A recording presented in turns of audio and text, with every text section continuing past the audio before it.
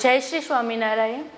આજે આપણે ઇંગ્લિશ વિષયની અંદર ટેન્સ અને એ ટેન્સની અંદર કન્ટિન્યુઅસ ટેન્સ ચાલુ કાળનો આપણે અભ્યાસ કરશું. અત્યાર સુધી આપણે સિમ્પલ ટેન્સ અને કાળ પરિચય એ જોઈ ગયા. સિમ્પલ ટેન્સ જોયો, હવે અત્યારે છે કન્ટિન્યુઅસ ટેન્સ. કન્ટિન્યુઅસ ટેન્સ એટલે ચાલુ કાળ. Continuous present tense, continuous past tense અને કન્ટિન્યુઅસ ફ્યુચર ટેન્સ. આપણે પહેલાં વાત કરી હતી કે સેન્ટેન્સ પેટર્ન જે છે એ સેમ જ રહે છે. સબ્જેક્ટ, હેલ્પિંગ વર્બ અને ઓબ્જેક્ટ. સબ્જેક્ટ અહીંયા પણ જોઈએ, સબ્જેક્ટ હેલ્પિંગ વર્બની અંદર કન્ટિન્યુઅસ પ્રેઝન્ટ ટેન્સ છે એટલે હેલ્પિંગ વર્બ તરીકે છે એમ, ઇઝ, આર. એના પછી વર્બ અને ઓબ્જેક્ટ.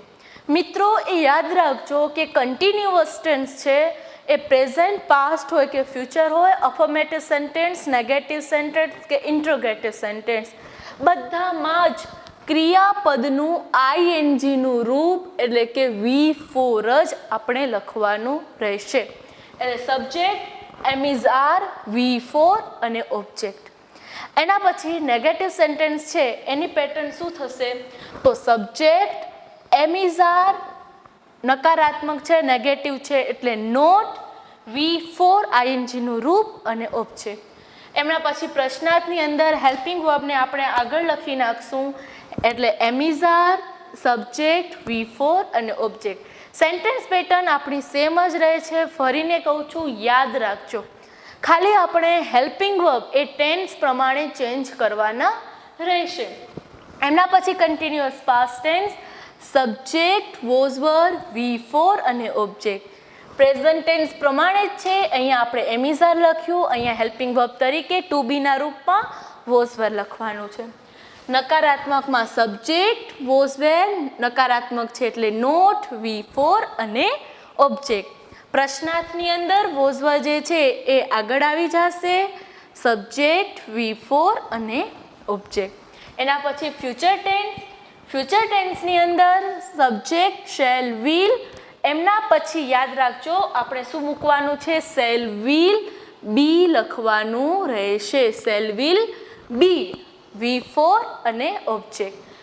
એમના પછી જ્યારે આપણે નકારાત્મક કરીએ છીએ તો shall will subject, shall will not, not પછી આપણે મૂકવાનું છે બી, V4 અને ઓબ્જેક્ટ.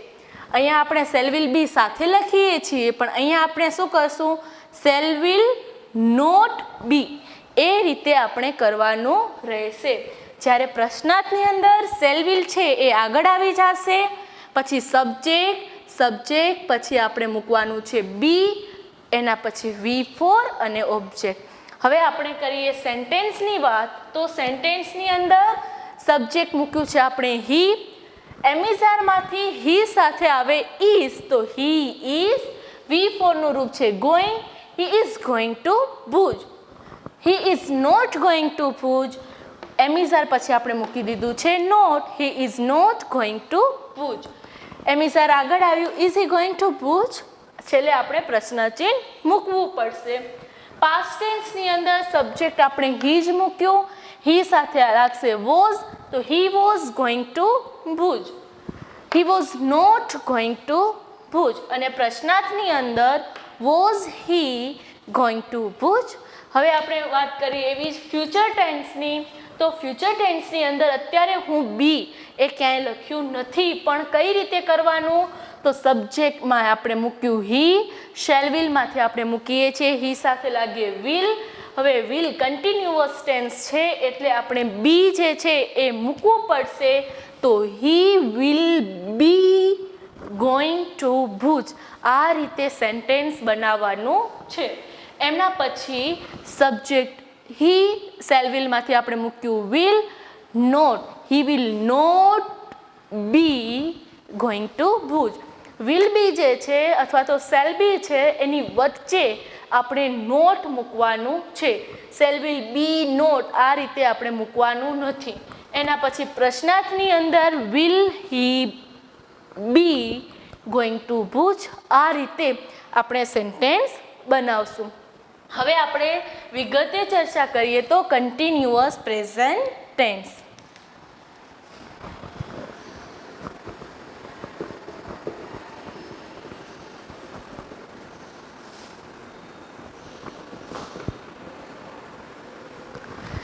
Continuous present tense.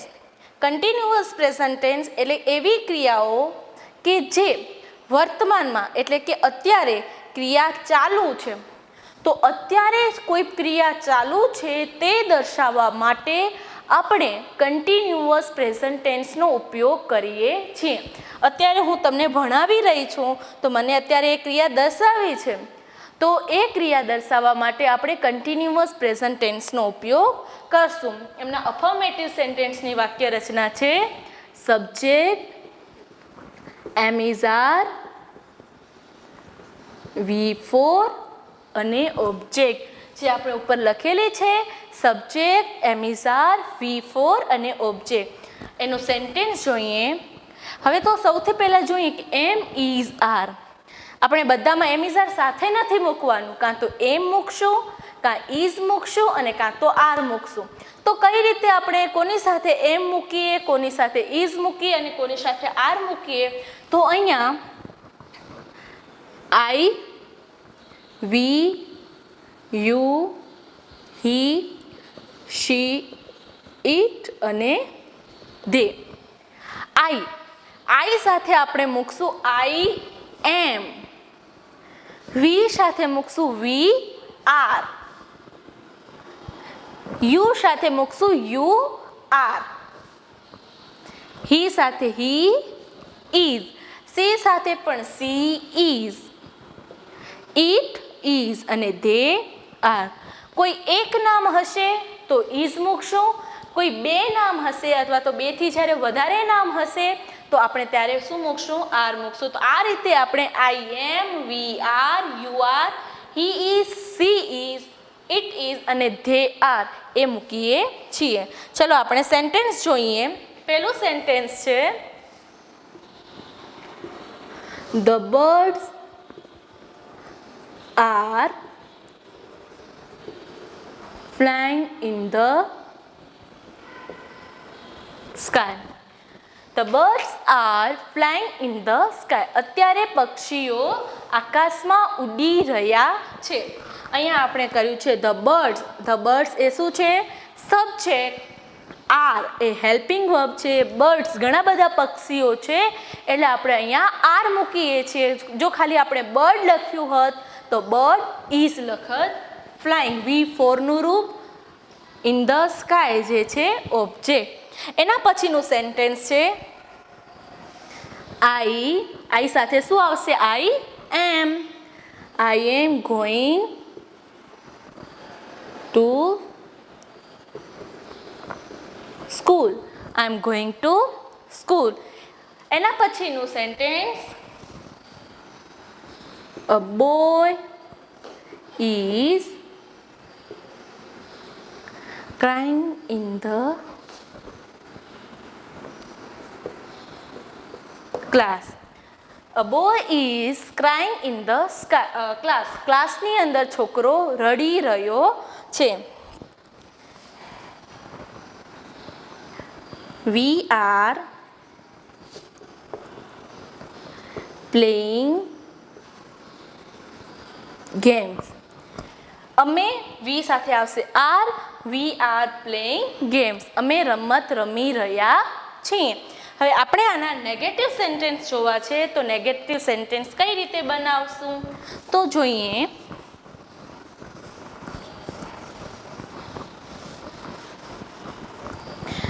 વાક્ય રચના સબ્જેક્ટ પછી am is R.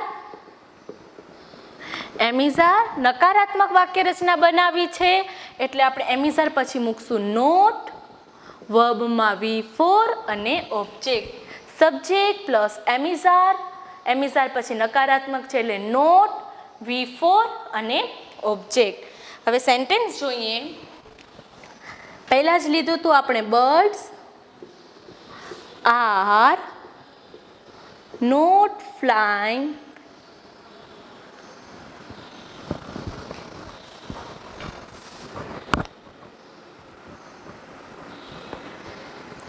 in the sky.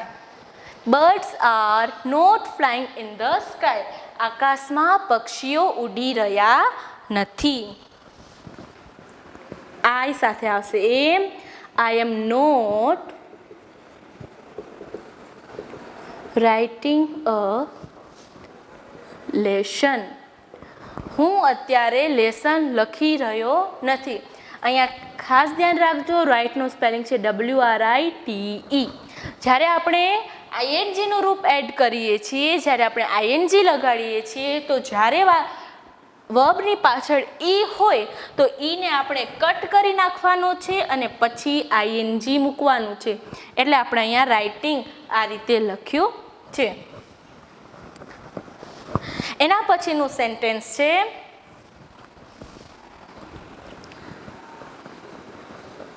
Boys are not playing a game. Boys are not playing a game. છોકરાઓ game રમી રહ્યા નથી. અહીંયા આપણે શું કરવાનું છે? જે પણ હેલ્પિંગ વર્બ છે એ હેલ્પિંગ વર્બ પછી નોટ લખવાનું છે. એટલે આપણું જે નેગેટિવ સેન્ટેન્સ છે એ થઈ જાય છે. એના પછી આપણે જોઈએ interrogative sentence.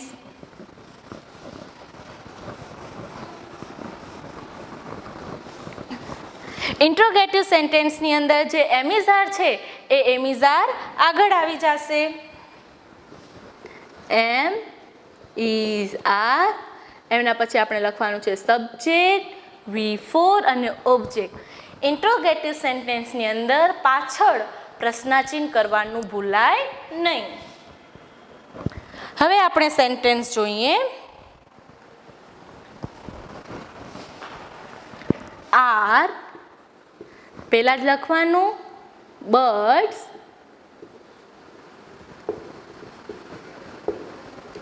flying in the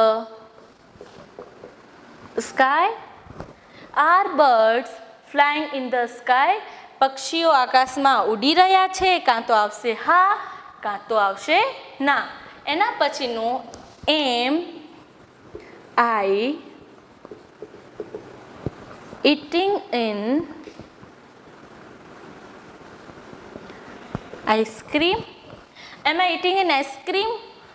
શું હું આઈસ્ક્રીમ ખાઉં છું? કાં તો આવશે હા અને કાં તો આવશે ના. એના પછીનું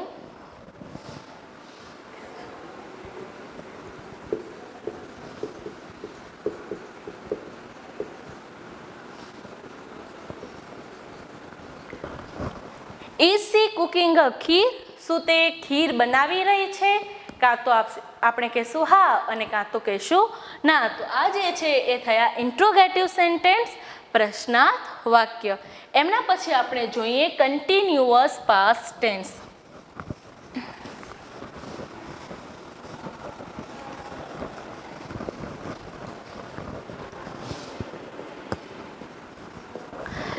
કન્ટિન્યુઅસ પાસ્ટ ટેન્સ એટલે કે ચાલુ ભૂતકાળ.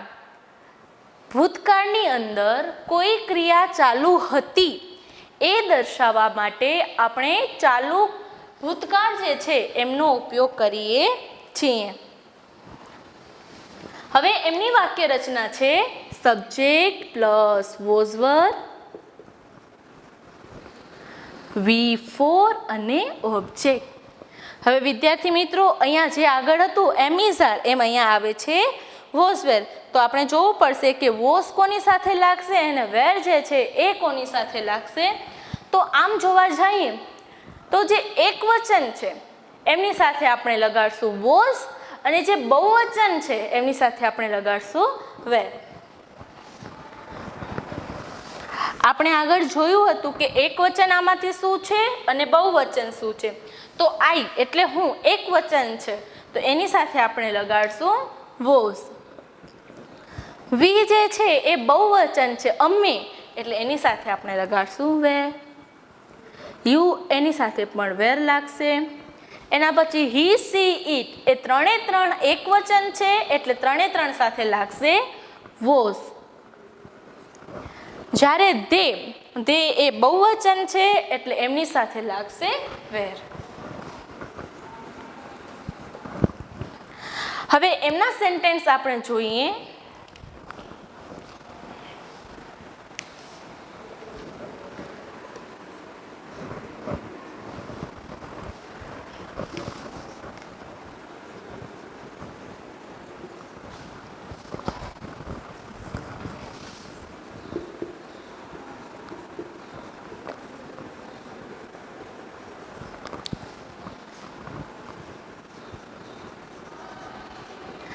અહીંયા જો સેન્ટેન્સ છે I was singing when he કેમ. આ જે સેન્ટેન્સ છે વેન પછીનું એ છે સાદો ભૂતકાળ. વાઇલ પછી અને વેન પછી જ્યારે સેન્ટેન્સ આવતું હોય એ સાદા ભૂતકાળનું હોય છે અને બીજું આગળનું સેન્ટેન્સ હોય ઘણી વખત એ સેન્ટેન્સ પાછળ પણ આવે છે એ હશે ચાલુ ભૂતકાળ. વેન હી કેમ, જ્યારે એ આવ્યા. આઈ વોઝ સિંગિંગ, ત્યારે હું ગાઈ રહ્યો હતો. I was singing when he કેમ. બીજું સેન્ટેન્સ છે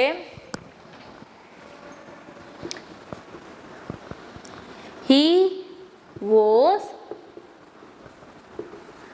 પ્લેઇંગ અ ગેમ. તે ગેમ રમી રહ્યો હતો. હવે આપણે વીની જગ્યાએ જો વી લખી નાખીએ તો વી સાથે વોઝ નહીં લાગે પણ વી સાથે શું લાગશે? વેર લાગશે. તો વી વેર પ્લેઇંગ અ ગેમ. એના પછી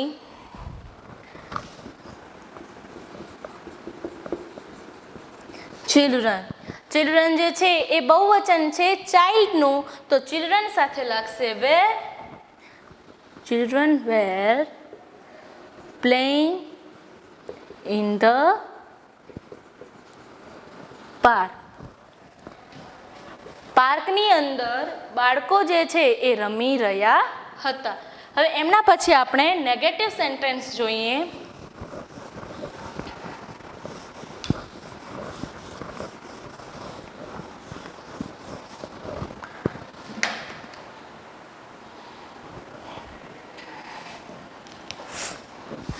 Subject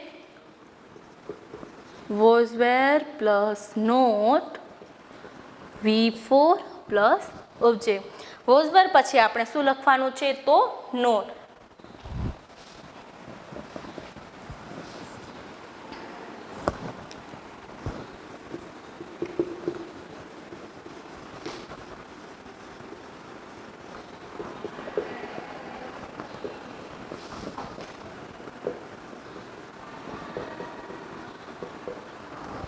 Children were not playing in the park.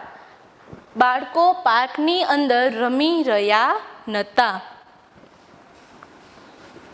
We were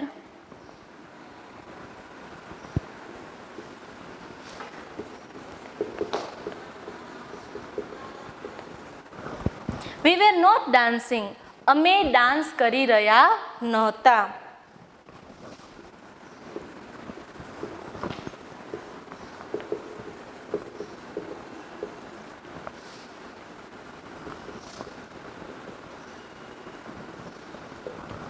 I was not eating an ice cream.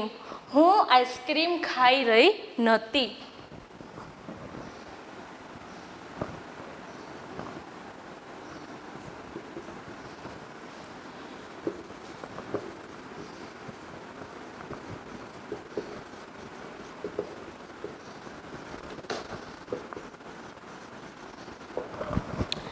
She was not writing a poem. was પછી આપણે લખીએ છીએ નોટ. તે પોયમ લખી રહી નહોતી. એના પછી interrogative sentence.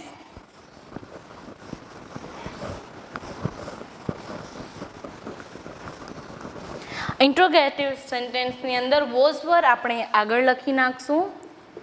Was var plus subject V4 અને ઓબ્જેક્ટ. છેલ્લે આપણે કમ્પલસરી પ્રશ્નાચિહ્ન જે છે એ મૂકવાનું હશે. હવે એના આપણે સેન્ટેન્સ જોઈએ.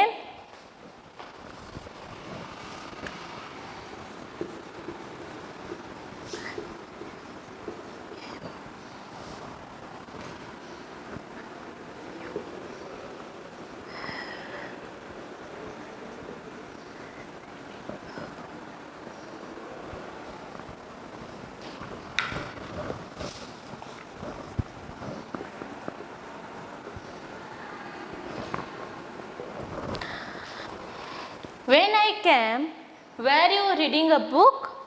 જ્યારે હું આવી ત્યારે તું બુક વાંચી રહી હતી. કાં તો આપણે કહેશું હા અને કાં તો આપણે કહેશું ના.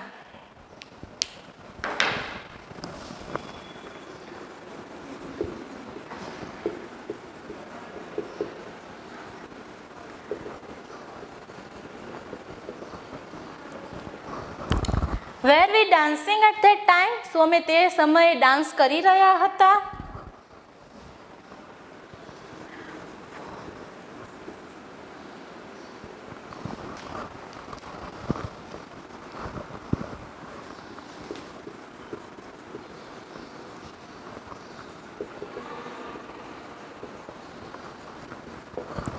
Was he eating in ice cream. શું તે ત્યારે તે આઈસ્ક્રીમ ખાઈ રહ્યો હતો? આ થયું આપણું કન્ટિન્યુઅસ પાસ્ટ ટેન્સનું ઇન્ટ્રોગેટિવ સેન્ટેન્સ. હવે આપણે કરીએ ફ્યુચર ટેન્સ.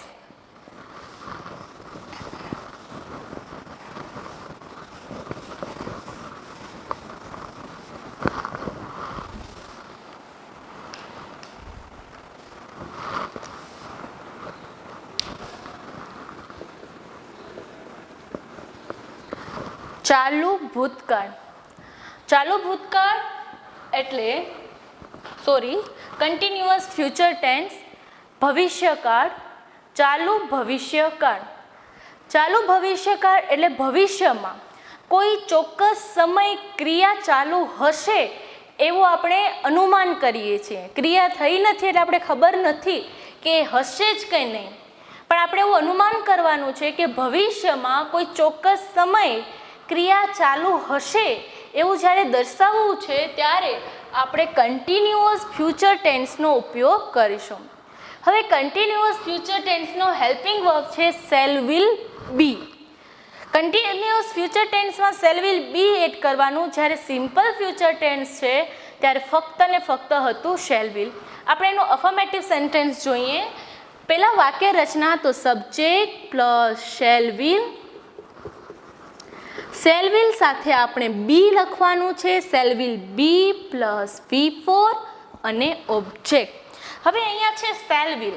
કોની સાથે શેલ લાગે, કોની સાથે વિલ લાગે? આપણે સિમ્પલ ટેન્સ જ્યારે કર્યું ત્યારે એની ચર્ચા કરી હતી કે ગ્રામેટિકલી આઈ અને વી છે એમની સાથે આપણે શેલ લખવાનું છે. તો આઈ સાથે શેલ, વી સાથે શેલ. જ્યારે you, he, she, E, they અથવા કોઈ નામ આવે છે એ બધાની સાથે will.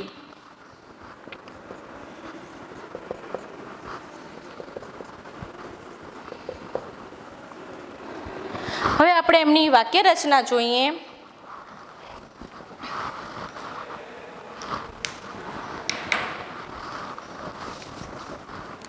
He will be sleeping. તે સૂઈ રહ્યો હશે. આપણે એવું અનુમાન કરવાનું છે કે તે સૂતો હશે. આઈ shall be going to school. હવે અહીંયા આપણે એમ લખીએ કે આઈ વિલ બી તો પણ સાચું જ પડે, પણ ગ્રામેટિકલી આપણે એમ લખવાનું આઈ shall be going to school. She will be cooking ખીર. તે ખીર રાંધી રહી હશે. આપણે એવું અનુમાન કરવાનું છે.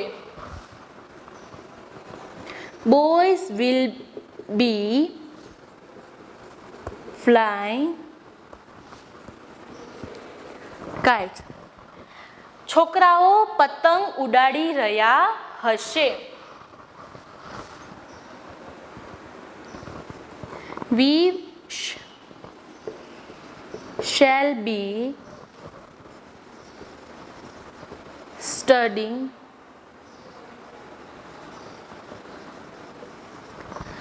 grammar. અમે ગ્રામરનો અભ્યાસ કરી રહ્યા હશું. આવ્યું આપણે ઇમેજિનેશન કરવાનું છે કન્ટિન્યુઅસ ફ્યુચર ટેન્સની અંદર. હવે આપણે એનું નેગેટિવ સેન્ટેન્સ જોઈએ.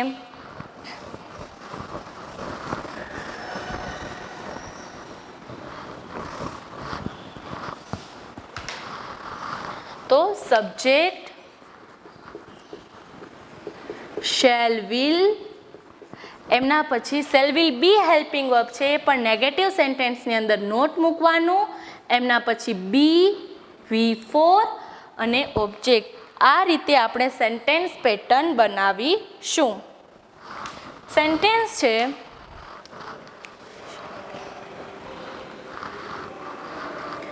We shall not be studying in class 12. અમે ક્લાસ 12ની અંદર અભ્યાસ કરી રહ્યા નહીં હોઈએ. I shall not be eating in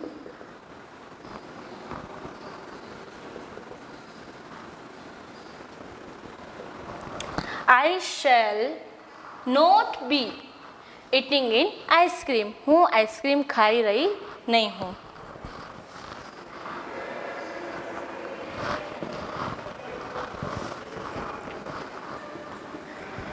He will not be playing in the park. Boys will not be flying kites. આ થયા આપણા નેગેટિવ સેન્ટેન્સ. હવે બાકી રહે છે interrogative sentence.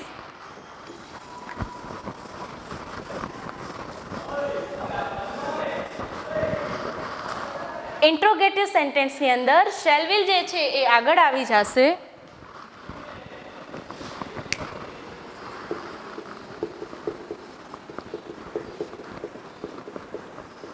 Shell will plus subject બી અને V4 ઓબ્જેક્ટ. હવે આની અંદર આપણે શેલ વિલ જે છે એ આગળ લખવાનું છે. Will he,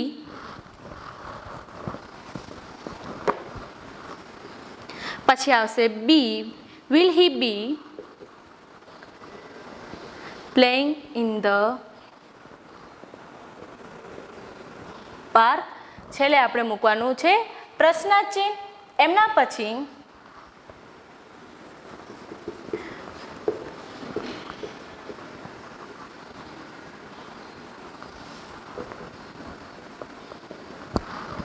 Will she be cooking a kheer?